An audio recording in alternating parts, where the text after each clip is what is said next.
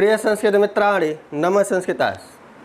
आप संस्कृत देवाली गंगा चैनल को देख रहे हैं और इस पर हम मेघदूतम के श्लोकों की व्याख्या कर रहे हैं, इससे बनने वाले प्रश्नों को और कौन किसका विशेषण है, विशेष इन सब की चर्चा हो रही है। और आज हम 5वें श्लोक को लेकर आए हुए हैं। और इसके पहले हमने पढ़ा था कि वह यक्ष मेघ को प्रीति वचन बोलता है, प्रसन्न होकर प्यार भरे वचनों से, और कुटुज के कुसुमों से उसे अर्घ्य देता है, या जो पहाड़ी फूलों से उसको अर्घ्य देता है। तो अब आगे क्या होता है अगले श्लोक में बताया गया, तो आप हमारे साथ वाचन कीजिए। हाँ, यदि इस चैनल पर नए हैं तो चैनल को सब्सक्राइब कीजिए और सब्सक्राइब और बेल आइकन ज़रूर दबाइए, क्योंकि यहाँ से जो भी वीडियो डाली जाएगी उसकी सूचना आपको तुरंत प्राप्त हो जाएगी। और रही दूसरी बात कि इस चैनल पर जो है 40% लोग चैनल को सब्सक्राइब किए हुए हैं, बाकी 60% लोग बिना सब्सक्राइब करके देखते हैं। तो अगर वह भी सब्सक्राइब कर लें तो उनके पास सूचनाएं पहुंच जाएंगी। तो ये हमारा एक आपसे अनुरोध है। तो आइए हम चलते हैं अपने श्लोक की तरफ। और 5वां श्लोक है। इसके पहले हमने पढ़ा था कि वह मेघ को प्रसन्न करता है, क्योंकि उससे मेघ से कुछ काम लेना है। काम क्या लेना? संदेश पहुंचाना है अपनी प्रियतमा तक। तो अब इस श्लोक में बताया गया कि धूमः ज्योति सलिल मारुताम सन्निपातः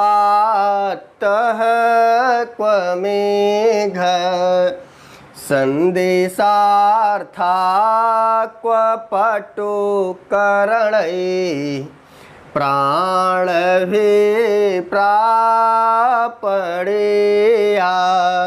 इत्योक्त्यात् परिगणयन् गुह्यकस्तं ययाचे कामार्ता हि प्रकृते कृपणा कामार्ता हि प्रकृते कृपणा चेतना चेतनेषु कामार्ता ही, अर्थात ही माने क्योंकि काम और आर्त माने जो कामी लोग होते हैं, या जो काम से, आर्त माने होता है दुखी, जो काम से दुखी लोग होते हैं। प्रकृति माने स्वभाव, कृपण माने दीन। प्रकृति माने स्वभावतः उनका व्यवहार, कृपण माने दीन हो जाता है, अर्थात वह विवेक शून्य हो जाते हैं। जो कामी पुरुष होते हैं, जो काम से दुखी व्यक्ति होते हैं या प्रेमी लोग होते हैं, वह विवेक शून्य हो जाते हैं, स्वभाव से दीन हो जाते हैं। क्यों हो जाते हैं? चेतनाश्चेतनेषु, चेतन अचेतनेषु, कि वह चेतन में और अचेतन में भेद ही नहीं कर पाते कि कौन सी वस्तु चेतन है, कौन सा वस्तु अचेतन है। तो मेघ क्या है? अचेतन है। तो इसीलिए यहाँ पर कालिदास ने बताया कि वह जो यक्ष था ना, काम से पीड़ित था। काम आर्त दिया है, तो काम से पीड़ित था ही माने क्योंकि वह काम से पीड़ित था, और वह काम से पीड़ित होने के कारण विवेक शून्य हो गया। जैसे कोई प्रेमी, यदि उसकी प्रेमिका 2-4 दिन ना मिले, तो वह जिस गली से प्रेमिका गुजर रही थी, या जिस गली में उस प्रेमिका को जाते हुए देखा था, उस गली में वह जाकर खड़ा रहेगा। यही है कि वह गली उसे मिलाएगी नहीं, तो लेकिन उस गली को वह जाकर निहारेगा। आज नहीं आई, शायद उस रास्ते से गई हो, क्योंकि वह काम से पीड़ित है। वह चेतन और अचेतन में भेद ही नहीं कर पाएगा। तो वह कभी कहेगा, ईश्वर को वो याद करेगा कि एक बार मुलाकात करवा दो, अब दोबारा ऐसी गलती नहीं करेंगे, अब हम उसे कभी नहीं रूठने देंगे। तो वह क्या है? ईश्वर से प्रार्थना करता है। तो यहाँ पर लेकिन यक्ष क्या है? एक अचेतन से प्रार्थना कर रहा है। कामार्ता हे प्रकृते कृपणा चेतनाश्चेतनेषु, कि जो काम से पीड़ित होते हैं वह स्वभाव से दीनता को प्राप्त हो जाते हैं या विवेक शून्य हो जाते हैं। क्योंकि ही माने क्योंकि वह चेतन और अचेतन में भेद नहीं कर पाते। यही हाल यक्ष का हो गया है। यही हाल क्या हो गया है? यक्ष का हो गया है। राम जी की जब सीता गायब हो गई या उनका हरण हो गया तो वह भी चेतन और अचेतन से ही पूछ रहे थे कि हे खग मृग, हे मधुकर श्रेणी, अर्थात पक्षियों से पूछ रहे थे और खग से पूछ रहे थे। तो कहने का तात्पर्य यही है कि जब हमारा ईश्वर अचेतन पर विश्वास करने लगा, अचेतन से पूछने लगा कि आपने सीता को देखा है, यह तो एक साधारण सा व्यक्ति है, यह एक यक्ष है, एक काम पीड़ित यक्ष है, इसकी सारी महिमा समाप्त हो गई। एक आम इंसान, साधारण सा इंसान है, जब वह चेतन और चेतन में भेद नहीं कर पा रहा है, मेघ से अपना संदेशा भेजवाने का प्रयास कर रहा है, तो कहने का तात्पर्य यही है, जब ईश्वर की ऐसी स्थिति हो सकती है तो साधारण आदमी की अगर ऐसी स्थिति हो जाए तो हमें आश्चर्यचकित नहीं होना चाहिए। तो यहाँ पर क्लियर हो गया, चौथी लाइन का अर्थ पहुँच गया। आखिर वह भेद क्यों नहीं कर पा रहा है कि चेतन अचेतन में? तो ऊपर की लाइन में आ जाइए, इत्योत्सुक्यात्, इत्योत्सुक्यात्, और माने उत्सुकतावश जो वह यक्ष है ना, उसके अंदर उत्सुकता है कि हम अपने प्रेमिका तक संदेश कैसे पहुंचाएं। और आज के समय में भी समाज में लोग अपने प्रेमिका के पास, अपनी जो है भार्या के पास, पत्नी के पास संदेश पहुंचाने के लिए, जिसकी पत्नी माँ के चली गई, आज तो फ़ोन हो गया लेकिन पहले के ज़माने में फ़ोन नहीं था, तो लोग क्या करते थे कि आज हम फला रिश्तेदारी में जा रहे हैं, वो रिश्तेदारी नहीं जा रहे हैं, ससुराल को चले जाते थे। तो कहने का तात्पर्य जनकपुर निकल जाते थे, बताएंगे कहीं, जाएंगे कहीं। क्लियर हो गया? तो उनके अंदर उत्सुकता होती थी, वह 20-20 किलोमीटर तक साइकिल चलाते थे। अभी हमें मालूम पड़ जाए कि गांव में फला शादी है या बगल के गांव में है, यदि जान जाए हमारी प्रेमिका वहां पहुंचने वाली, तो हमारे अंदर उत्सुकता जाग जाएगी, और उत्सुकता जागेगी तो हम भी बढ़िया से डेंट पेंट होकर क्या करेंगे, पहुंचने का प्रयास करेंगे। और पहुंचकर यदि वह हमें नहीं दिखी तो हम चारों तरफ से देखने का प्रयास करेंगे कि वह आई क्यों नहीं। यही है उत्सुकता। इत्योत्सुक्यात् अपरिगणयन्, परिगणयन माने जिसकी गणना की जा सके, लेकिन यहाँ पर उत्सुकतावश वह अपरिगणन, गणना ही नहीं कर पा रहा है कि क्या चेतन है, क्या अचेतन है, किससे हमें संदेश भेजना चाहिए, अर्थात वह मेघ हमारा संदेश पहुंचा पाएगा कि नहीं पहुंचा पाएगा। तो यहाँ पर कालिदास ने यही बताया कि उत्सुकतावश वह अपरिगणयन, अर्थात वह गणना ही नहीं कर पा रहा है क्या गलत है क्या सही है। इत्योत्सुक्यात् अपरिगणयन् गुह्यकस्तं ययाचे, गुह्यकः अर्थात यक्ष, गुह्यकः गुह्यक यक्ष, अर्थात गुह्यक शब्द जो है यक्ष के लिए आया है। तम ययाचे, तम से किसका बोध हो रहा है? उस मेघ का। ययाचे माने जो है याचना करना या प्रार्थना करना, तो तम से किसका बोध हो रहा है? मेघ का। कि वह यक्ष क्या किया? उस मेघ से याचना किया, प्रार्थना किया। किसके, कैसे प्रार्थना किया? उत्सुकतावश प्रार्थना किया। किस प्रकार से प्रार्थना किया? इत्योत्सुक्यात्, उत्सुकतावश, अपरिगणयन्, कि वह गणना ही नहीं कर पा रहा है क्या गलत है क्या सही है, हमें संदेश किससे कहना चाहिए। क्लियर हो गया? चेतन है कि अचेतन है, अर्थात उसमें हमारी बातों को जाकर जो मैं बताऊंगा वह सही सही बता पाएगा कि नहीं बता पाएगा, इस प्रकार का वह गणना नहीं कर पाता। तो अपरिगणयन किसके कारण है? यक्ष है। अपरिगणयन कौन है? गुह्यक है ना। तो गुह्यक तम ययाचे, वह यक्ष क्या किया? उस मेघ से याचना कर रहा है, प्रार्थना कर रहा है। और प्रार्थना क्या कर रहा है? तो ऊपर की लाइन में आ जाइए, कालिदास ने और कुछ बताया कि धूम है ज्योति सलिल मरुताम सन्निपात क्व मेघ।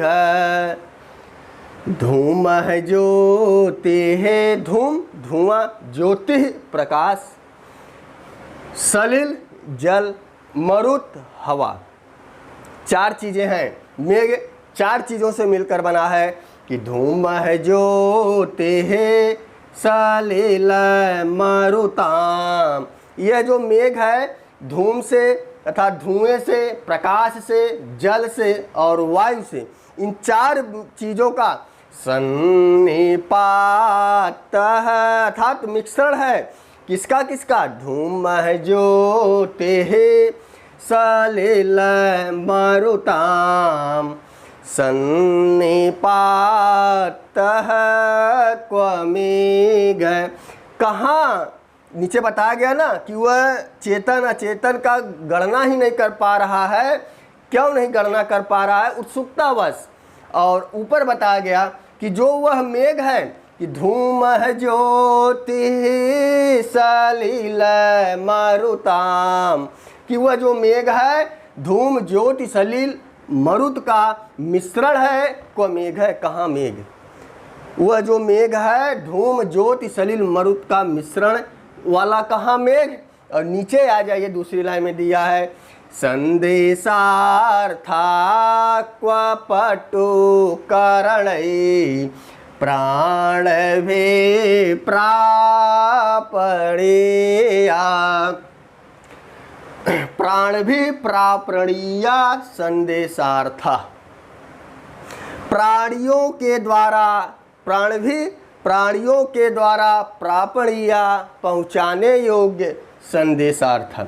वह जो संदेश है प्राणियों के द्वारा अर्थात इंद्रियों के द्वारा पहुँचाने योग्य है। भाई हम किसी से संदेश कहेंगे तो उसके पास श्रवण होगा तो बातों को सुनेगा, उसके बाद उसके नेत्र होंगे स्थिति को समझेगा, मुंह होगा तो जाकर प्रेमिका से बताएगा। क्लियर हो गया? इसीलिए यहाँ प्राण भी अर्थ इंद्रिय से भी हो जाएगा कि यदि इंद्रिय जनित कोई प्राणी होता तब वह जो संदेश है पहुँचाने योग्य होता। संदेश पहुँचाने योग्य होता क्या है? इंद्रियों के द्वारा। प्राण भी प्रापणीया संदेशार्था, कि प्राणियों के द्वारा पहुँचाने योग्य संदेश है। और वह यक्ष किससे पहुँचा रहा है कि धूम है ज्योति ही सलिल मरुताम। वह धूम ज्योति सलिल मरुत से बने हुए मिश्रण से मेघ के द्वारा अपने संदेश को पहुंचा रहा है। तो ही बोला कालिदास जी ने कि कहाँ धूम ज्योति सलिल मरुता का मिश्रण वाला मेघ और कहाँ प्राणियों के द्वारा पहुंचाने योग्य संदेश। क्लियर हो गया? और यहाँ पर प्राणभी में तृतीया है तो पटुकरणई में भी तृतीया है कि क्व पटुकरणई, यहाँ से अर्थ ले लीजिए, पटुकरणई प्राण भी प्रापणीया संदेशार्थ। और जो यह संदेश होता है ना वह बताने लायक हो, अर्थात कि जैसा हम बताएं उस स्थिति के अनुसार पटुकरणई अर्थात बताना चाहे। तो पटुकरणई माने बोलने वाला होना चाहिए। तो पटुकरणई प्राण भी प्रापणीया संदेशार्था क्व, कहाँ प्राणियों के द्वारा संदेश पहुँचाने योग्य है और कहाँ धूम ज्योति सलिल मरुत से बना हुआ वह मेघ है। कहाँ? ये क्व शब्द यहाँ भी है, क्व शब्द यहाँ है। ये प्रश्नवाचक है कि कहाँ इन चारों मिश्रण से बना हुआ मेघ और कहाँ प्राणियों के द्वारा पहुँचाने योग्य संदेश। लेकिन हुआ क्या? दोनों में अंतर है, एक अचेतन है और एक चेतन है। संदेश चेतन के द्वारा भेजा जाता है, लेकिन यहाँ पर जो है मेघ ने अचेतन के द्वारा भेजा। इसीलिए कालिदास ने कहा आखिर वह चेतन के माध्यम से भेजा क्यों? तो तीसरी लाइन में लिखा है इत्यवसोक्यात् उत्सुकतावश। भाई जो प्रेमी है विरह की अवस्था में अपनी प्रेमिका को 2-4-10 दिन से नहीं देखा है या साल भर से नहीं देखा है या बहुत दिन हो गए उसे देखते हुए, स्कूल बंद है, कॉलेज बंद है, वह अपनी वाली से मिले कैसे? तो उसके अंदर उत्सुकता है कि अगल बगल के क्षेत्र में उसे जाना होगा ना, तो वह बहुत जल्दी पहुंच जाएगा। चलो भाई चलो हम भी चलते हैं, शायद उसके दर्शन हो जाए। तो एक उत्सुकता होती है और अपरिगणयन, और वह चेतन और अचेतन में गणना ही नहीं कर पा रहा है क्या गलत है क्या सही है। ऐसा यक्ष गुहिकम तम याचे, उस मेघ से याचना कर रहा है, प्रार्थना कर रहा है। क्यों? कि काम मारता है, जो काम से दुखी हैं, प्रकृति कृपणा, वह स्वभाव से दीन हो जाते हैं, हीन हो जाते हैं, विवेक शून्य हो जाते हैं। क्यों हो जाते हैं? क्योंकि चेतना चेतनेषु ही, क्योंकि वह चेतन और अचेतन में भेद नहीं कर पाते। जो संदेश है वह प्राण भी प्राणियों के द्वारा पहुंचाने योग्य है, लेकिन यह जो हमारा मेघ है, अर्थात कालिदास के मेघदूत में जो यक्ष है, वह इतना काम से आर्त हो गया, दुखी हो गया कि वह विवेक शून्य हो गया कि चेतन अचेतन में पहली बात वह भेद नहीं कर पाया। दूसरा, आखिर भेद क्यों नहीं कर पाया?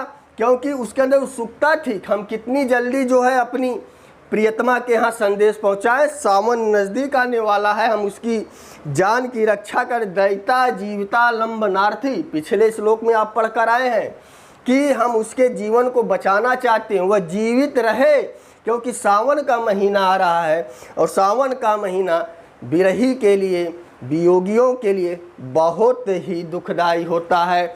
इस विरह अवस्था में कभी कभी उनके प्राण चले जाते हैं। ऐसी दुर्व्यवस्था, ऐसी दुर्भावना से ग्रसित वह यक्ष क्या किया? मेघ से याचना कर रहा है। गोए है कम गोए है कस्तम याचे, वह मेघ से, गुहिकम माने कभी कभी पूछ लेगा, यक्ष के लिए आया है। तम से किसका बोध हो रहा है? मेघ का बोध हो रहा है। याच धातु है, लिट लकार प्रथम पुरुष एकवचन में बनेगा, या याचे। क्लियर हो गया? तो यह इस श्लोक का भाव रहा। यदि सभी शब्दों के अर्थ पहुंच गए तो कमेंट बॉक्स में अवश्य लिखिएगा। वीडियो कैसा लगा कमेंट बॉक्स में अवश्य बताइएगा। आप लोग कमेंट नहीं करते, लाइक करने से हमारा एक विश्वास बढ़ता है। आप लाइक न करें तब भी हमें कोई प्रभाव नहीं पड़ेगा। हाँ, एक होगा कि आप हमारी बातों से सहमत हैं, हमने जो बताया वह आपको पसंद आया। तो एक बार हमारे साथ वाचन कीजिए कि धूम ज्योति सलिल मारुताम, धूम ज्योति सलिल मारुताम, सन्निपातः क्व मेघ, संदेशार्था क्व पटुकरणे, प्राणभे प्रापणेया, इत्यशोक्यात् अपरिगणयन्, गुह्यकस्तं ययाचे, कामार्ता हे प्रकृति कृपणा, चेतनाश्चेतनेषु। तो यह सूक्ति बहुत पॉपुलर है, तो इसको आप याद रखिएगा कि जो काम से दुखी होते हैं, जो काम से पीड़ित होते हैं, वह स्वभाव से दीन हो जाते हैं, अर्थात वह विवेक शून्य हो जाते हैं। क्या हो जाते हैं? कि चेतनाश्चेतनेषु,